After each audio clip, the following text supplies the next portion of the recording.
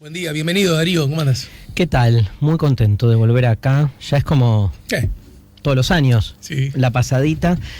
Y bueno, qué fuerte el fragmento que elegiste. ¿Lo agarraste así de pedo? ¿O no, te cuento, es una pequeña trampa porque hace un rato estuvo en su habitual columna Álvaro El Curi, que es un psicólogo cuya columna se llama Los psicólogos no sirven para nada. Claro. Y cada tanto hablábamos bueno, de estos asuntos, y me pareció interesante reflotar esa idea, ¿no? De cómo a veces él hoy hablaba, mira, la columna de hoy tenía que ver con el príncipe azul, ¿no? Y el desencanto que el príncipe azul provoca.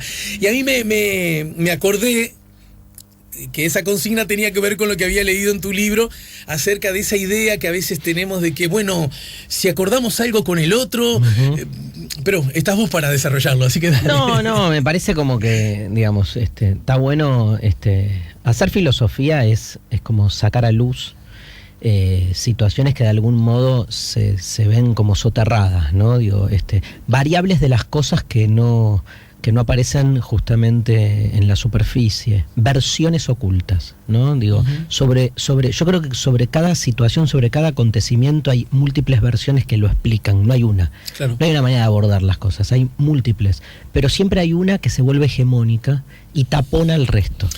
Entonces, hay versiones que quedan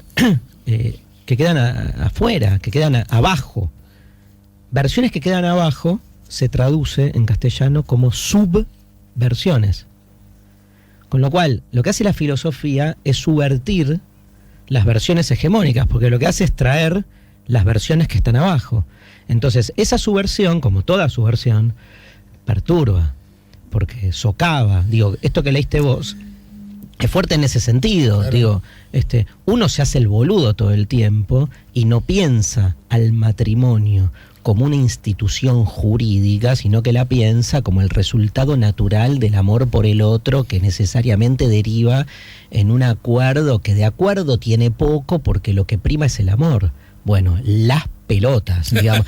Todo bien si querés verlo de esa manera, digo, pero si hacés filosofía, que no tenés que hacer filosofía todo el tiempo, pero si hacés filosofía y encarás una fenomenología del matrimonio, tenés que sacar a luz todo. Entonces te vas dando cuenta de cosas que tienen un peso y que por algo, digamos, su ocultamiento después termina haciendo síntoma, para volver a tu amigo el psicólogo, digo, pero porque en algún lugar la cosa te implota. ¿Y por qué te implota? Porque evidentemente el matrimonio, si lo pensás en términos institucionales, es una de las tantas formas de relacionarse con el otro que está en el Código Civil. Lo que tú decís dialoga muy bien con tu compatriota, y presumo alguien con quien vos podrías llevarte muy bien, si es que no te llevas muy bien, que es Diego Rolón, que también nos visita muy seguido aquí. Gabriel Gabriel, que bueno, además como incursiona también arriba del escenario, viene muy seguido por acá, y él también un poco desmistifica esa idea del amor como lo que explica todo.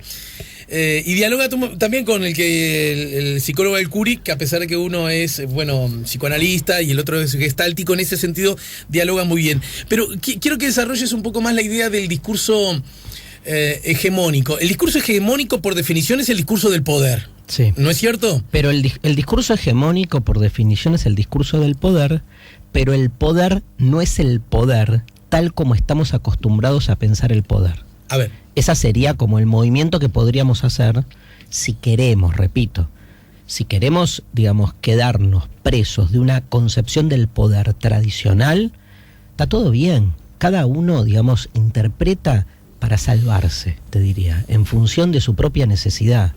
O sea, yo en eso soy bastante, digamos, o sea, no salgo con el dedito a marcar qué interpretación es válida y cuál no. Digo, por suerte, cada uno, como decía mi vieja, hace de su culo un pito, ¿viste? O un jardín, si te gusta. Debemos ser hermanos, porque mi vieja decía lo mismo. Lo mismo, mira. O, bueno, nada, iba a decir una guarangada. Pero me parece que en ese sentido uno puede quedar preso de esa idea tradicional del poder, que está buenísima, porque nada, pone al poder como un monstruo que está fuera tuyo y decide sobre vos, y entonces el discurso hegemónico lo baja el poder. Michel Foucault, en el siglo XX, cambia un poco el eje para pensar el poder. Y lo pone en lo inmediato, lo pone en lo íntimo, lo pone en lo micro. Digo, hoy las relaciones de poder están en todos lados, ¿viste? Hoy estaba, antes de venir acá, pasé a tomar un cafecito y ahí el diálogo con la persona que me trajo el café, ya hay una relación de poder, siempre hay una relación de poder y ahí falta azúcar, ay no, bueno, o sea, y esa relación de poder se da, llegué acá a la radio, me preguntaron ¿a dónde vas? O sea, siempre hay relación de poder. Vos me haces preguntas, yo contesto lo que quiero, no contesto lo que vos querés que conteste, entonces, o sea, esto de pensar al poder en lo inmanente, decía Foucault. Ahora, si el poder está en todos lados, el tema es que claramente, digamos, lo que busca el poder es ¿por qué hay un discurso hegemónico? ¿Qué es lo que busca el discurso hegemónico? Ocultar el efecto de ese poder. O sea, que vos no te des cuenta que sos un efecto del poder, sino que creas que sos vos por vos mismo el que decidís. Bueno, solo así se explica que individuos levantan el discurso del poder cuando ellos no se ven beneficiados por eso. Ese es el gran total. Son fenómenos, ¿viste? Esa es la gran eficiencia del poder y eso explica, digamos, más que explica, te diría, ese es el gran misterio de la teoría política. O sea, el día que la ciencia política resuelva ese problema, se acaba la ciencia política, porque lo inexplicable es por qué siendo, digamos, el poder, digamos, o al revés, siendo el dominado mayoría, digamos, no es lo cuantitativo lo que prima, ¿no? Es increíble eso. Sí. Pero entonces Foucault está bien, porque Foucault dice, no es un tema de mayoría y minorías, es un tema de circulación del poder que pasa por otro lado, porque no tenés que ser de la clase dominante para ejercer el poder. Lo ejercés abriéndole la puerta a alguien, lo ejercés con tu hijo, todos los días. No hay lugar donde más se ejerza poder que en las decisiones que toman los padres sobre los hijos. Donde directamente genera un desotramiento absoluto de los chicos a los que jamás se los escucha, ¿viste? Sin embargo, hay algo que me vino ganas de conversar con vos a propósito de esto y está bien, por un lado tenemos el derecho a cada cosa, mirarla desde puntos distintos, incluso con las miradas subversivas, ¿verdad? A propósito del... ¿Dónde se coloca y cómo miramos a su vez a lo que podríamos llamar, lo que los antropólogos llaman el relativismo cultural? Como todo puede mirarse de tantos lugares distintos, resulta que entonces la ablación del clítoris, un ejemplo muy, muy manido, ¿verdad? Bueno, no, ellos lo hacen así, matar a pedradas a una mujer porque osó mirar a un varón que no era cuyo varón no era el propietario de ella, bueno, ya merece que la matamos a pedradas. Bueno, ellos son así. Es decir, ¿dónde o tenemos derecho a decir, no, papá, a pedradas no se mata a nadie? Vale, pero dame más ejemplos. Porque justo das 2 ejemplos del Islam. Sí. Para cuestionar el relativismo cultural, que das 2 muy buenos ejemplos, dame ejemplos de Occidente. Porque la joda, cuando uno cuestiona el relativismo cultural... vos decís que yo de alguna... vos de alguna manera, en tu pregunta, seleccionás 2 ejemplos del Islam. Ahora decime, ¿y cómo justifico que el capitalismo mate tanta gente de hambre por día? Porque eso, el relativismo cultural debiera no solo justificar la ablación del clítoris, sino la muerte diaria que vive un montón de gente por efecto de un capitalismo meritocrático que decide que el que muere es porque no trabaja o por lo que sea. ¿Dónde está? Esos ejemplos, no es casual que cuando se cuestiona el relativismo cultural no se los ponga, porque se elige, no te lo digo a vos, digo como... Sé, Darío, ahora, justamente, yo creo que el relativismo es como el lenguaje inclusivo, para mí es el mismo dispositivo, es una reacción, es una alerta cuando un determinado tipo de discurso se presenta a sí mismo como discurso natural. Claro. Yo creo que hay que ser relativista cuando justamente para que el que avala, el que discute que la ablación de clítoris es algo, digamos, obviamente de una violencia sobre el cuerpo de la mujer, digamos, impasable. Pero el tipo que te discute eso y no te discute y no se ve para adentro y no ve de acuerdo. Que Occidente es además una de las sociedades de mayor construcción de la violencia patriarcal, ver el patriarcalismo en el otro está bien, y no en uno mismo, ahí vale el relativismo. Ahora, el relativismo jamás podría ser una forma de orden, porque lo que postula justamente es cuestionar cómo detrás de todo orden hay un acto de violencia. En todo caso, Darío, hay algo que vos decís y que me parece útil que voy medio rápido porque no tenemos mucho tiempo. Sí, no, pero no vas rápido. No, porque si no cada cosa me parece que... Rápido estuve recién en un programa de televisión que era ping pong, ping pong, ping pong. Esto no, por favor. De verdad. No, pero sí, en realidad... Ya que estábamos, te cuento que inicialmente habíamos previsto que vinieras a las 11 y justamente porque estabas en televisión, Víctor, que es un crack, me dijo, mira, no voy a llegar, entonces fijamos 11:30, pero a las 12 termina el programa, por eso Dale. decía. Pero en todo caso, mira, Vamos ahí. acepto el convite no desde la defensa, sino haciéndome cargo de la zona no dicha, ¿de acuerdo? Claro. Que me parece interesante. Yo no me canso, nuestra Constitución dice que los habitantes de la República todos tenemos los mismos derechos y que solo nos distinguimos por sus talentos y virtudes, ¿no es cierto? Y esto es algo que cada tanto nos gusta sacar el pecho en esa dirección. Y yo siempre cuento que mi hijo tiene 6 años y mi hijo se llama Juan. Y Juan luce ropa linda, que además la madre la combina bien en colores. Y va a una escuela linda y se alimenta bien y tiene muchos estímulos y gente que le ama, ¿verdad? Y hay otros niños que muy probablemente se llamen Juan también, que tienen la misma edad y que no solo no tienen nada de eso, sino que tienen inmensas cosas peores, como una violencia constante, explícita, ni siquiera, ¿no? Y alguien podría decir que esos niños tienen menos talento o virtud que mi Juan. ¿Verdad que no? Sería un absurdo. Y sin embargo convivimos con eso, con una paz, con una naturalidad. Es decir, que algunos niños mueran de hambre y el mío vaya a una escuela bilingüe, ¿verdad? Entonces...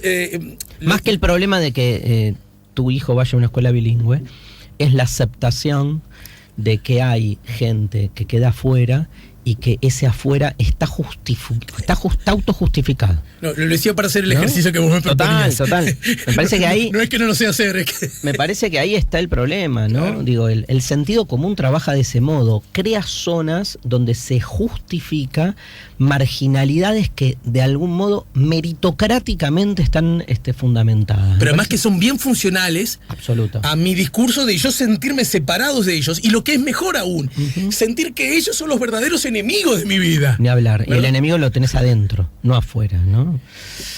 Pero el siglo XX, dice el autor, ha sido también el siglo de la crisis de esa racionalidad, de la posibilidad de erigir algún parámetro como parámetro universal y único. Ya desde el siglo XIX, el proyecto utópico del iluminismo europeo va haciendo agua en diferentes aspectos, tanto científicos como políticos, tecnológicos, pero sobre todo sociales. Lo que iba a ser el proyecto de la ciencia al servicio de la emancipación humana comenzó a mostrar, al decir de Lyotard, sus propias confutaciones. Y sobre este asunto yo agregaría, y nos encuentra este siglo XXI con cosas que pensábamos que ya no se discutía más de eso, que ya estaban entendidas, entre comillas, por todos, y resulta que vemos como una especie de intento de regresión a viejas recetas, ¿no? Si vos escuchases alguno de los yo qué sé. Si vos escuchases alguno de los discursos, debe ser como, ¿viste alguna película de Batman que contaminan el agua? ¿Viste esas que llega el pingüino, uno de esos? Sí, y tira un frasco. Y entonces todo el agua de Ciudad Gótica los vuelve a todos como... Debe haber así como una especie de epidemia conservadora, ¿no? Que derechizó las mentes porque no se explica en algún punto.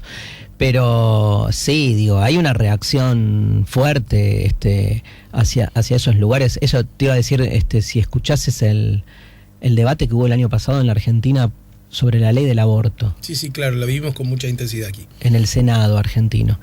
Los argumentos. Eran argumentos, no te digo medievales, premedievales. Evidentemente, digamos, hay dispositivos narrativos que son muy funcionales, porque, construyen bordes. Y hay que bancarse, desbordarse. Digamos, el borde es muy farmacológico, es muy tranquilizante, Y hay lugares, te diría, en un principio, sin querer ser yo juez, digamos, en eso, pero, digamos, entiendo que bueno, que hay determinadas angustias o vértigos que provocan en grandes poblaciones la necesidad de asirse a un borde. El tema es que ese borde termina justificando muchas veces la destrucción del otro, ¿no? Porque, digo, de lo que no se puede salir en términos de sentido común es de que primero estoy yo y después está el otro. Por algo la filosofía de la otredad postula exactamente lo contrario. Primero siempre está el otro. Ese fue un aporte del cristianismo, de lo que dijo Jesús, querer al otro como a ti. Sí, lo que pasa que Nietzsche lo que te va a decir es que hay algo en el mensaje cristiano que termina claramente, digamos, diluido. Porque si uno recuperara un poco esa famosa frase, ese es el llamado 11º mandamiento, que aparece en el Levítico ya, pero que después Jesús viene y dice, todos los mandamientos pueden ser reducidos a uno. Ama a tu prójimo como a ti mismo, ¿no? Y Nietzsche muy claramente dice, qué garrón, ¿no? Porque en realidad, dos problemas. El modelo es amarse a uno mismo. Claro.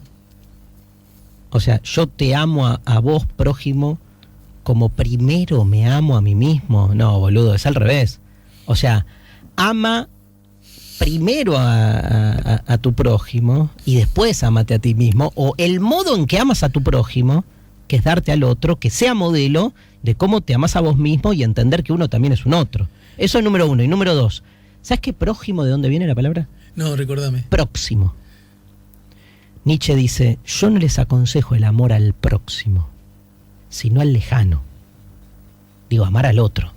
Esa es la complicada, ¿no? Esa es la complicada. Claro. Hacémela difícil. Amar al prójimo, claro, cualquiera, yo qué sé. Bien, todos se aman a sí mismos. El prójimo es la proyección tuya en el otro. ¿Sí? Es un acto hasta masturbatorio, porque vos lo que haces es poder conectar con el que es parecido a vos. Ahora, bancate, porque el amor es salirte de vos mismo. Bancate ese salto hacia la otredad. Y que la otredad venga con sus olores, que venga con sus códigos. Con sus dioses. Con sus música, dioses. Su sonido, ¿no? Y todo eso te saque de tu lugar, de tu zona de confort, diría sí. Tus amigos. Pero déjame navegar en esta agua edulcorada.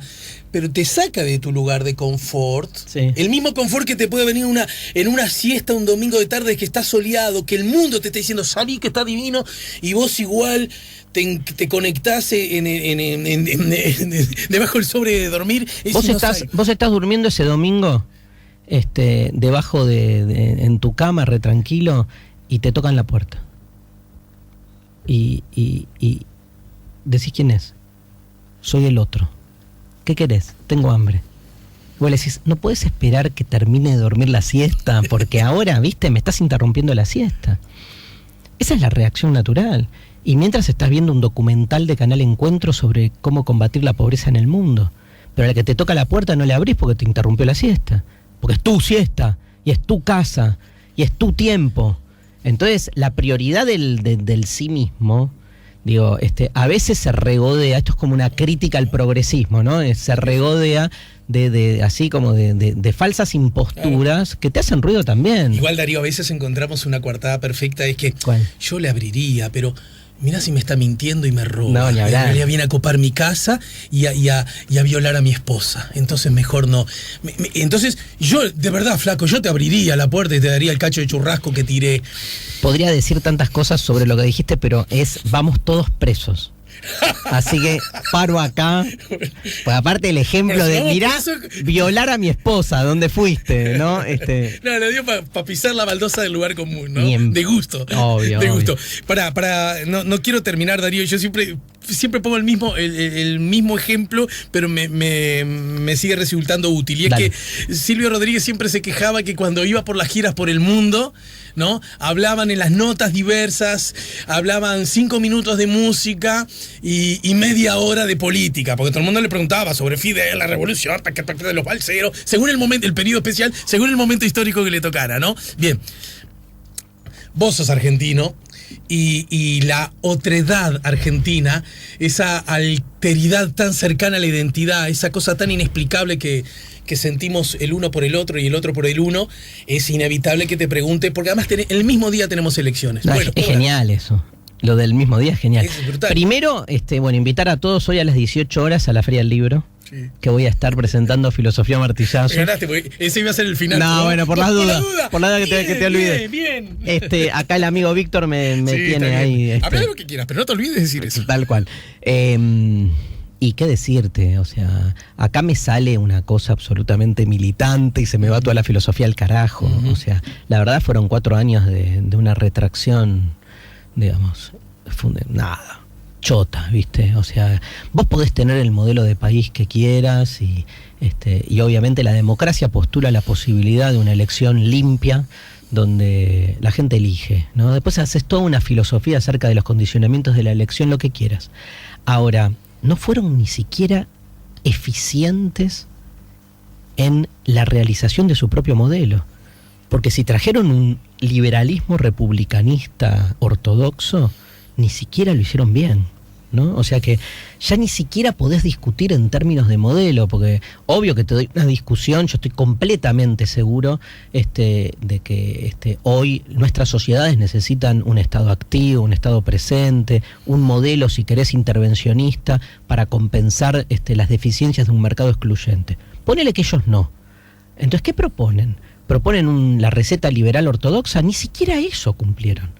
Porque, o sea, no solo les podés pegar ideológicamente, sino que además, en términos de gestión, no llevaron a la práctica ni siquiera lo que postulaban. Entonces, bueno, se están yendo del peor modo. Igual yo te puedo analizar que perdieron una oportunidad histórica, porque cuando asumieron, tenían a todos los, vamos a volver al Tusar, a todos los aparatos ideológicos del Estado del lado de ellos, con un blindaje mediático único. Sí, único. Único, y la desperdiciaron, pero la desperdiciaron, y ahí es entender que hay algo, me parece, también inmanente a las posturas así de la derecha liberal en Latinoamérica, que nada, yo creo que, digamos, que son muy pobres, ¿no? Da la sensación que a todo eso también se le juntó una frívola impericia, ¿no? Sí.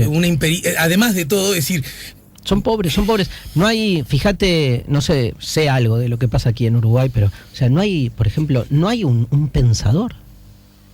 No hay un pensador de la centroderecha que vos digas, a ver, postula ideas, podés discutir en esos términos. No hay, o sea, es todo un indicio. Hay comunicadores o hay especialistas en marketing, ¿viste? O Durán Barba. Pero no hay un pensador. ¿Por qué no? Si la derecha siempre tuvo grandes pensadores, si el liberalismo siempre tuvo grandes pensadores. ¿Qué pasa con el pensamiento así como más estructural, más filosófico de la derecha, que hoy está absolutamente, la rehúye? O sea, llegaron a decir que no hay que promover pensamiento crítico en las escuelas. O sea, la derecha siempre, digamos, estuvo a favor del pensamiento crítico. O sea, el pensamiento crítico no es de la izquierda nada más. No es cierto eso. El pensamiento crítico tiene que ver justamente con esto que decíamos hoy, con poner a luz situaciones que no se ven. Digo, vos tenés en la historia, hoy hay un montón de pensadores desde otro lugar que piensan esto. Parece en Latinoamérica queda como la izquierda, como las posturas de izquierda más asociadas al trabajo intelectual, pero porque la derecha misma lo expele, ¿viste? A mí me parece que hay algo ahí que ojalá que mute, porque para los que tenemos una posición de izquierda necesitamos del otro lado, en una democracia real, discutir conflictivamente con ideas que no son las propias. Si no es paja, boludo, es paja, estás vos encerrado con vos mismo. Quizás un buen inicio sea que la derecha se empiece a autodefinir como derecha, no, ni hablar, y no le dé vuelta, porque así podemos dialogar y crecer todos. Bueno, un placer. Gracias, Darío, como siempre. Muchas gracias. Las clases de Darío Sanrasberg, yo siempre digo, otra vez saludo a mi Juan, le voy a decir cuando crezca un poco que yo fui alumno tuyo en la Flaxo, cuando todavía no eras tan mediático. Tenés razón. Y me alegra que a más llegue, no tu voz, tu invitación a reconocer voces. Filosofía Martillazos, así se llama, será presentado hoy a las 6 de la tarde en el inicio de la Feria Internacional del Libro. Darío nos ayudó a poner la mañana en camino. Si buscas un portón automático para tu casa o para la oficina, asegúrate que sea fuerte, que sea seguro, que sea práctico, que sea un SEA. Porque solo un portón SEA te asegura el mayor respaldo técnico, un service propio en todo el país y la garantía de todos sus productos. Ingresa en seaportones.uy o llama al 2601-2611. Si vas a elegir un portón, que sea un SEA.